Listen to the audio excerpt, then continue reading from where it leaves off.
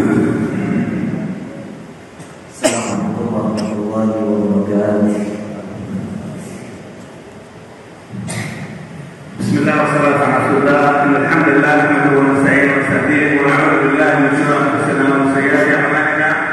Man yahdihillahu fala mudilla lahu wa man yudlil falan tajida lahu waliyyan murshida. Wa asyhadu anna sayyidana wa habibana wa qudwatana Muhammad bin Abdullah. Allahumma shalli 'alaihi wa 'ala sahabatihi ajma'in wa man tabi'ahum bi ihsan ila yawm wa 'ala ma'ahum bi rahmatihi innahu jawadun karim. Hayya Allah ikhwani fi hadha al-yawm al-mubarak fi hadha al-majlis al-mubarak bil hadith 'an al-masjid al-mubarak. وكما في الحديث لا يشكر الله من لا يشكر الناس. اشكركم على حضوركم واشكر الحكومه التونسيه والشعب التونسي على حمله هذه القضيه المباركه، ونسال الله سبحانه وتعالى ان ينفعنا قريبا واياكم في المسجد الاقصى محررا باذن الله. Beliau mengawali muhadharah beliau dengan tahmid dan salam kepada Rasulullah SAW. Setelah beliau menyampaikan itu, beliau menyampaikan bahwa ucapan terima kasih beliau kepada masyarakat Indonesia, kepada jamaah masjid, dan beliau berada di sini di masjid yang barokah, di hari yang barokah untuk berbicara tentang masjid yang barokah, yaitu Masjidil Aqsa.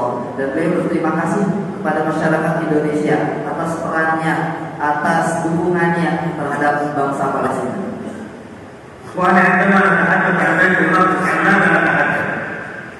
نتحدث عن مسجد بناه آدم عليه السلام بعد المسجد الحرام ب40 سنة، فهو ثاني مسجد وضع على سطح الأرض.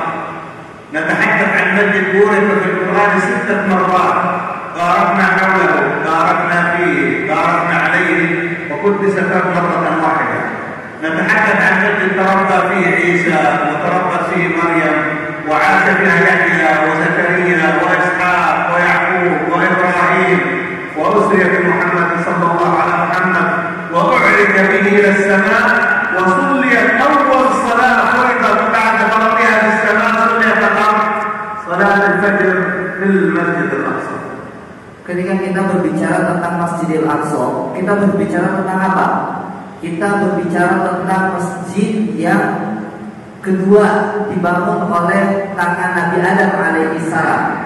Sebagaimana dalam hadis dikatakan, Masjidil Aqsa dibangun oleh Nabi Adam atas perintah Allah Subhanahu wa taala, jaraknya 40 tahun dengan Masjidil Haram. Ketika kita berbicara tentang Masjidil Aqsa, maka Masjidil Aqsa adalah tempat yang suci bagi umat Islam, tempat di mana dibesarkannya Nabi Isa alaihissalam, Nabi Ishaq alaihissalam, Nabi Zakaria alaihissalam, dibesarkannya Maryam alaihissalam.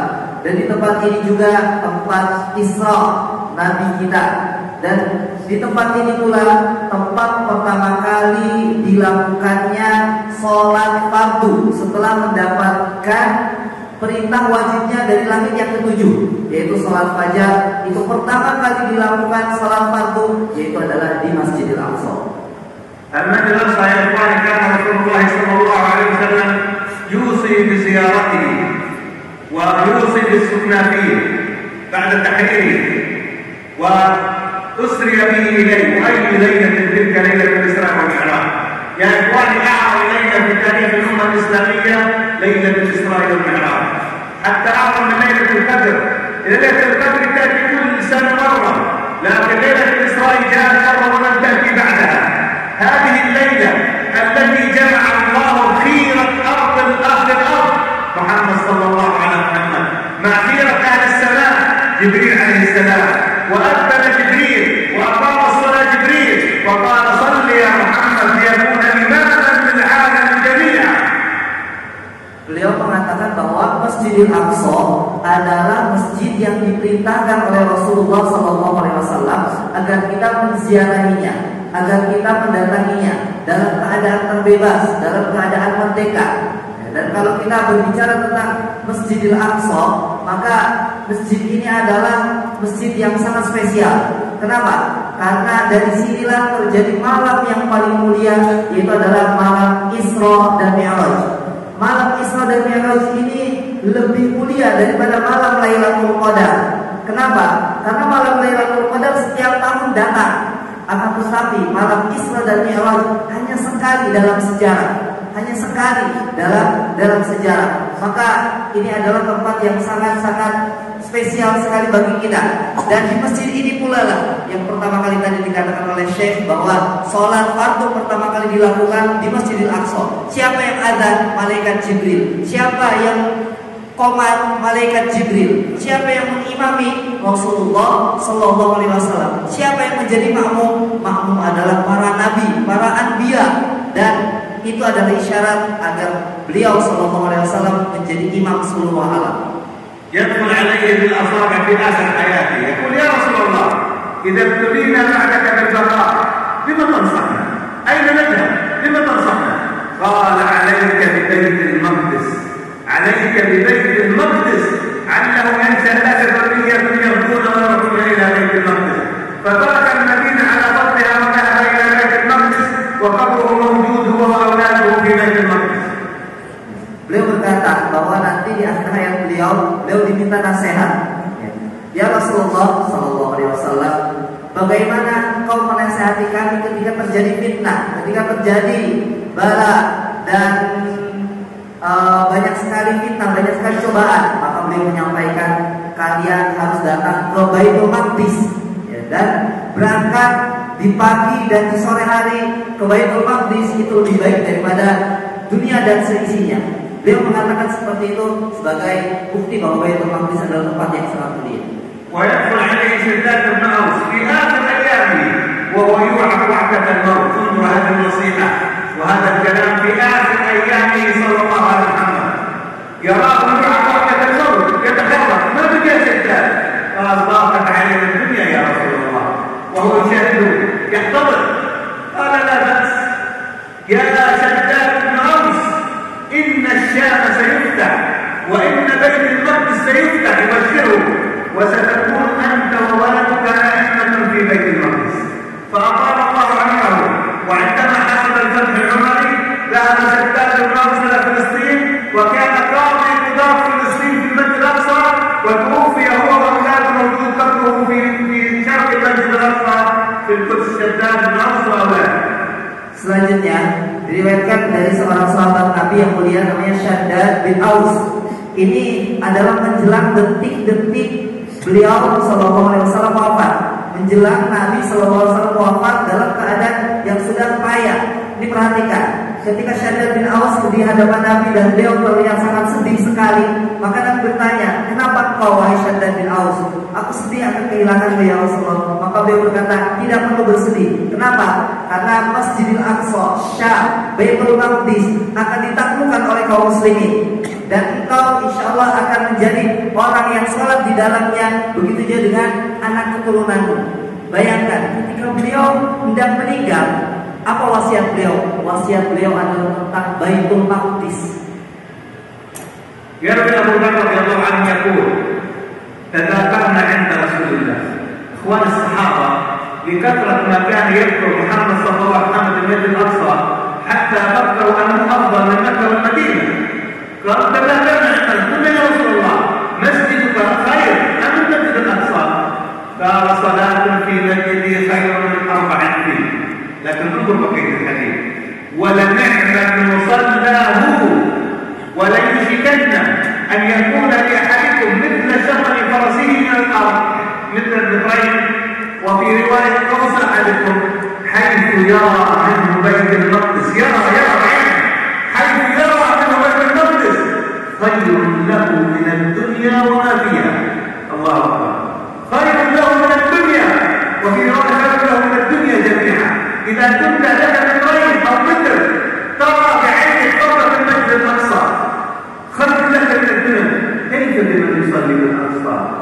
كيف بمن يرابط بالأقصى؟ كيف بمن يحمي الأقصى؟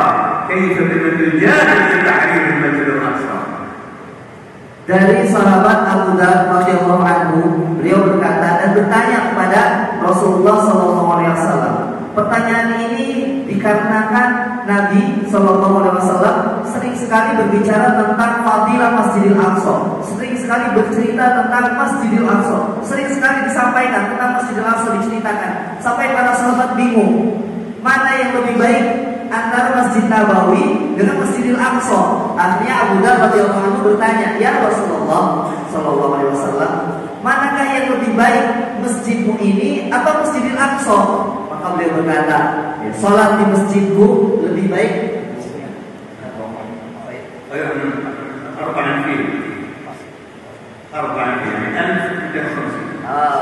Jadi lebih baik kali 4. Jadi 4 kali lipat lebih baik daripada sholat 2 rakaat di Masjidil Aqsa. Artinya apa? Masjid Nabawi lebih baik daripada Masjidil Aqsa. Akan tetapi beliau meneruskan kalimat berikutnya, sebaik-baik tempat sholat adalah Masjidil Aqsa. Sebaik-baik tempat sholat adalah Masjidil Aqsa. Beliau melanjutkan berikutnya adalah akan datang suatu zaman di mana yang orang yang mempunyai 1 meter tanah di luar Masjidil Aqsa, bukan di dalam Masjidil Aqsa, di luar Masjidil Aqsa, dan di tanah tersebut orang tersebut berdiri dan melihat Masjidil Aqsa, tanah tersebut lebih baik daripada dunia dan seisinya. Itu adalah tanah melihat Masjidil Aqsa. Bagaimana orang yang sholat di dalamnya, bagaimana orang yang berjihad untuk membebaskannya, bagaimana orang-orang yang syahid untuk membebaskan Masjidil Aqsa. المسجد الأقصى يا إخواني لو جلست نتحدث عنه أنا مشفق عليكم ومشفق على نفسي. أنا محبتي لكم أنا جاي من السفر الليل الماضي ما نمت جاي من الساعة 3 والآن وصلت وإكراما لكم جيت أعطيكم هذا الدرس وهذه المحاضرة لمحبتي لكم ومحبتي للمسجد الأقصى. يقول ابن حوالي ستكون أجناد في الشام في أجناد في اليمن وأجناد في العراق. سر لي يا رسول الله من ترشدني أفضل مكان أنا أقضي حياتي فيه؟ سر لي يا رسول الله ماذا كان يا رسول الله صلى الله عليه وسلم؟ لم تكن له مجلس في مكة مع ضبطها ولم يكن له مجلس في المدينة مع ضبطها. سر لي يا رسول الله قال عليك بالشام عندما نكون الشام بل وراء الأقصى عليك بالشام فإنها خيرة أرض الله يجتمي إليها خيرته من عباده. فإخوانكم في الأقصى فلسطين هذا خير رباني الله الذي اختاره كما اختار مكة وجعلها أقدس البقاع وليس فيها الحجارة السوداء لواد غير النزاع. اختار بيت المقدس لتكون أرض الرباط وأرض الجهاد وأرض الدفاع عن كرامة المسلمين كما هي الآن. آلة يقدموا أطفالهم ونساءهم ورجالهم وبيوتهم للدفاع عن كرامتكم عن كرامة هذه الأمة التي ليست في الوعي. 2 مليار مسلم عيش عليكم على هذه الأمة. 2 مليار مسلم 5 مليون رئيس صهيوني يدرس مسجدات المسلمين. أين يكون الإسلام؟ أين الإسلام؟ أين أنتم وحي وحي؟ أين الإسلام؟ أطفال تقتل ونساء تقطع وبيوت تقتل ونبقى في سبات الحديث. أي أمة هذه؟ أي أمة؟ Sahabat bertanya, ada sahabat yang bertanya bahwa nanti kelak ada orang-orang yang berada di Yaman, ada orang-orang yang berada di Irak, dan ada orang-orang yang berada di Syam. Maka beliau bertanya kepada Rasulullah SAW, pilihkan untuk saya, di mana saya harus bersama kaum muslimin.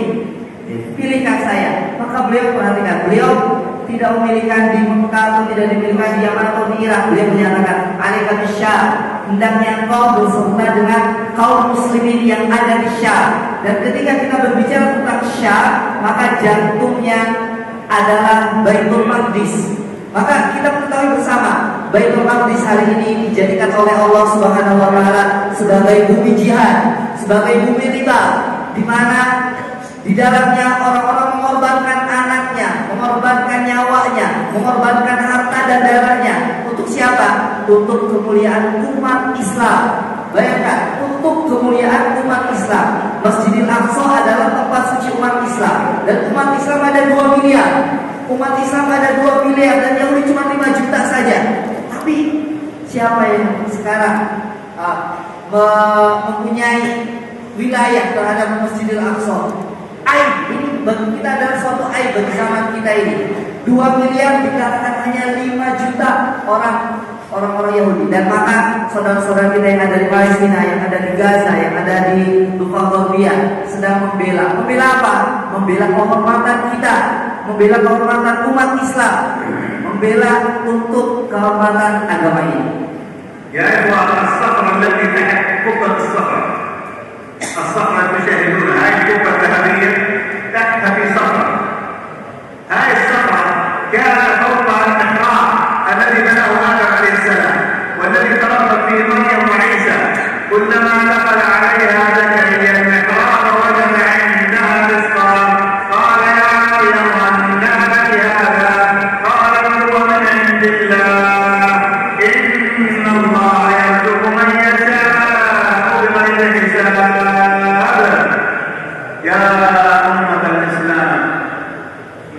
الصخرة التي تربى عليها عيسى وتربت عليها مريم وبنى عليها هذا المحراب، هذه الصخرة التي عرج عنها محمد صلى الله على محمد، وتحتها يوجد مغارة فيها أصحاب الكهف.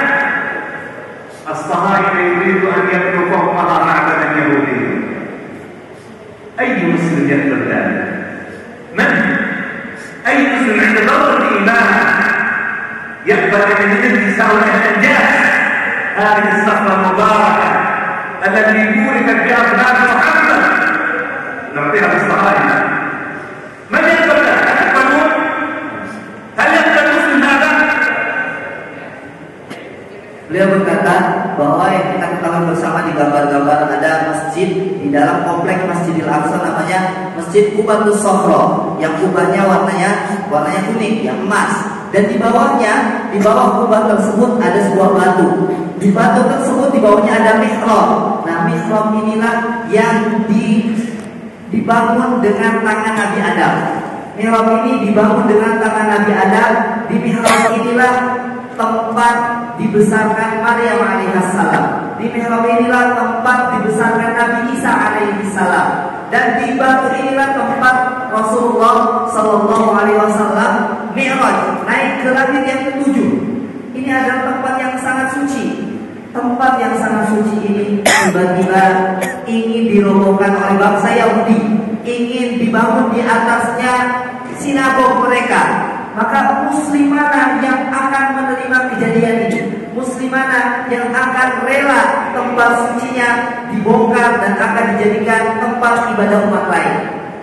Ya ikhwan, Gaza الآن تدفع الثمن من أطفالها ونسائها وبيوتها. قالوا لهم اعترفوا بإسرائيل أنها دولة وسنفتح لكم أبواب الدنيا كلها فتصبح غزة أغنى دولة في العالم. بس نريد منكم بس تتركوا اليهود اعترفوا. قالوا لا، لن نسمح لصهيون أن يبقى في أرض فلسطين، ولن نسمح لهم أن يجلس صخرة بيت المقدس والمسجد الأقصى، فهم يدفعون هذا الثمن نيابة عنكم، نيابة عن الأمة. قالوا لا، فالصهاينة حاولوا يقتحموا الأقصى، ضربوهم بالصواريخ في 2021 بما عرف بسيف القدس. تمادوا بذلك فحصل ما حصل. قالوا لا، لن نقبل لو تريدون عن بكرة أبينا، لن نسمح للصهاينة أن يستقروا لا في فلسطين ولا في بيتنا. Jemaah sekalian, Gaza yang kita ketahui saat ini, yang sedang memperjuangkan kehormatan kita, yang sedang mewakili kita untuk membebaskan Masjidil Aqsa, ini luar biasa. Pengorbanan yang mereka berikan untuk umat ini luar biasa. Seandainya Suhyuni atau Zionis ini datang ke orang-orang Gaza dan berkata, saya punya satu syarat. Apa itu? Akui negara Israel, maka kalian akan menjadi negara yang paling kaya raya di muka bumi.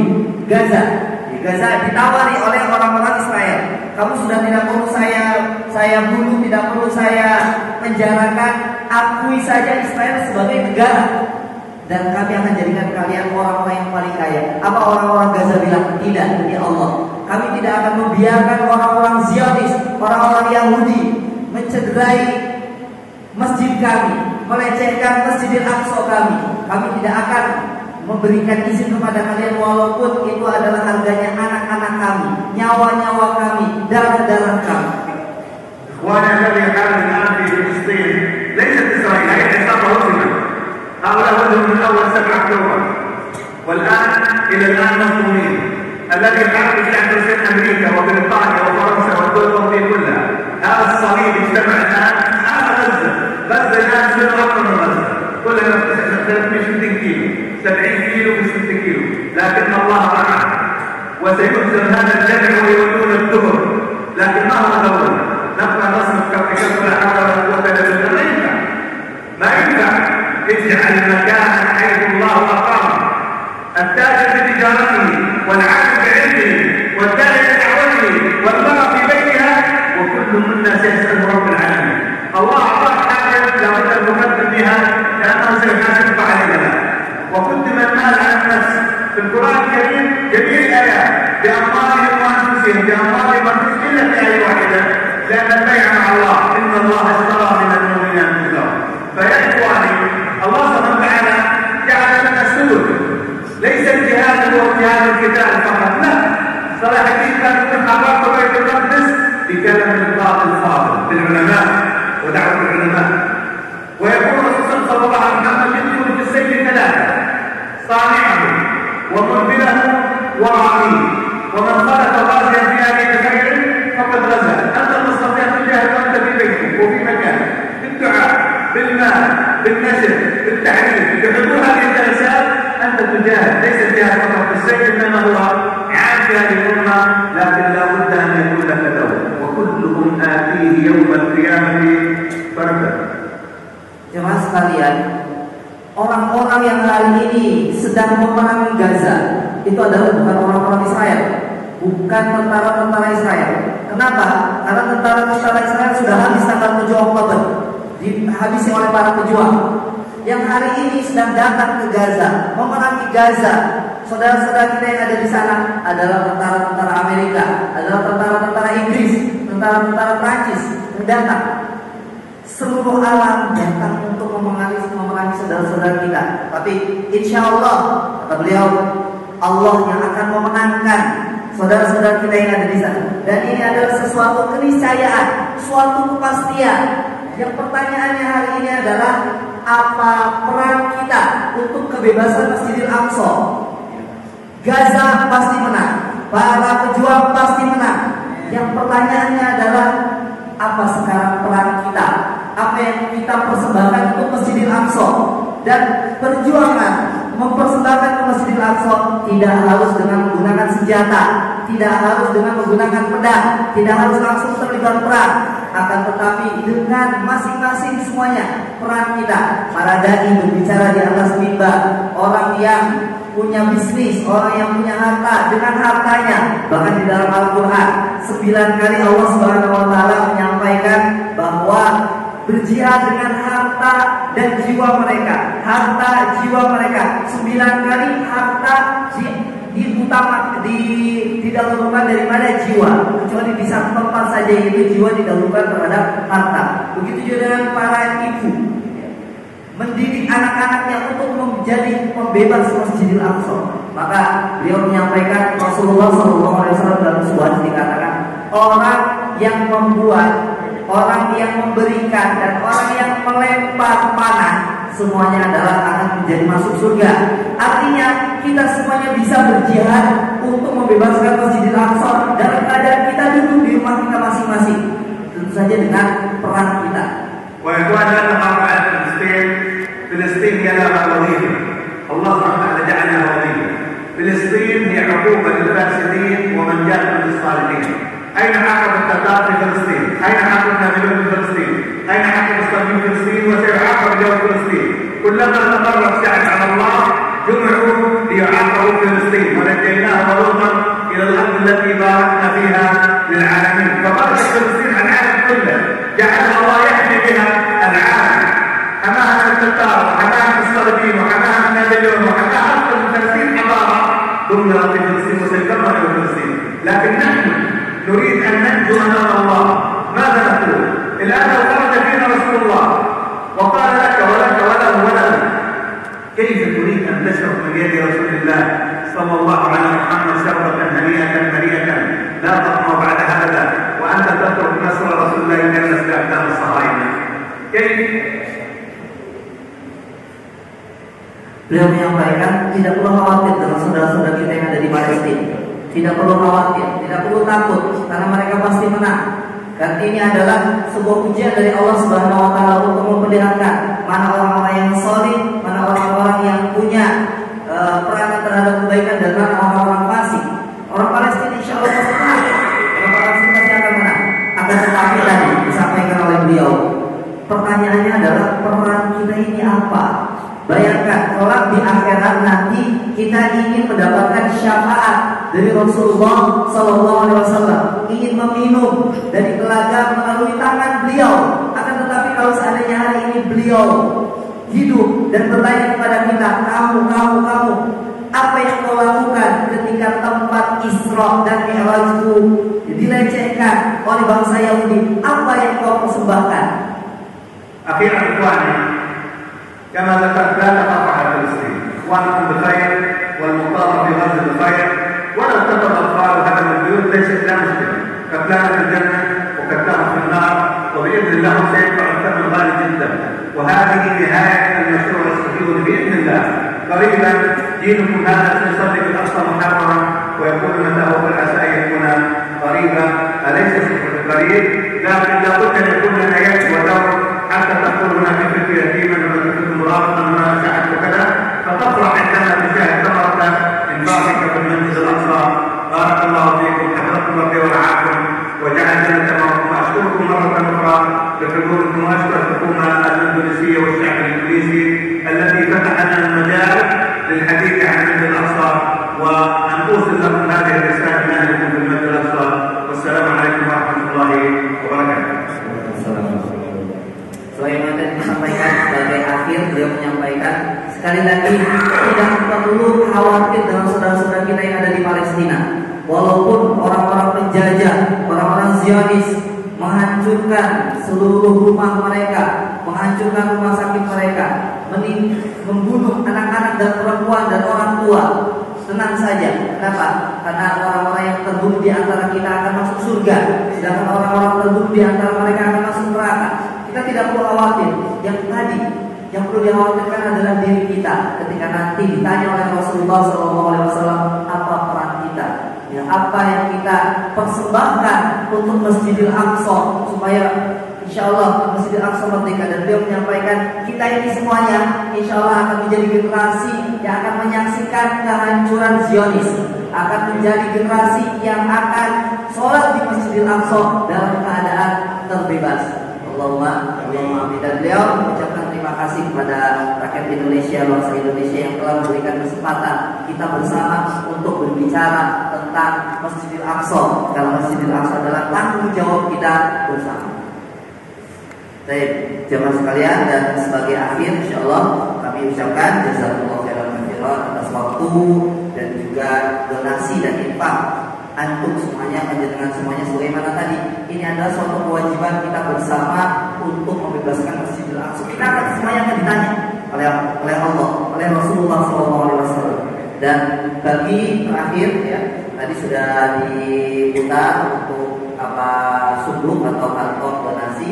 Bagi siapa dari panjenengan semuanya yang ingin berdonasi tapi mungkin uangnya tidak cash, atau mungkin suatu saat nanti, insya Allah nanti di belakang akan ada tim kami yang memberikan sebuah kartu komitmen yang di dalamnya ada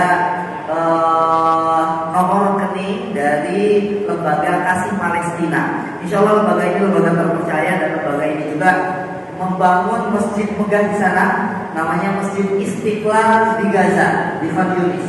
Ya, dan bagi yang ingin mendaki, ini ada Senirvan, kita tutup terlebih dahulu. Bagi yang mau mendaki suatu saat kapan-kapan, di sini akan ada nomor rekening, bisa nanti ditransfer pada nomor rekening tersebut. Wassalamualaikum warahmatullahi wabarakatuh.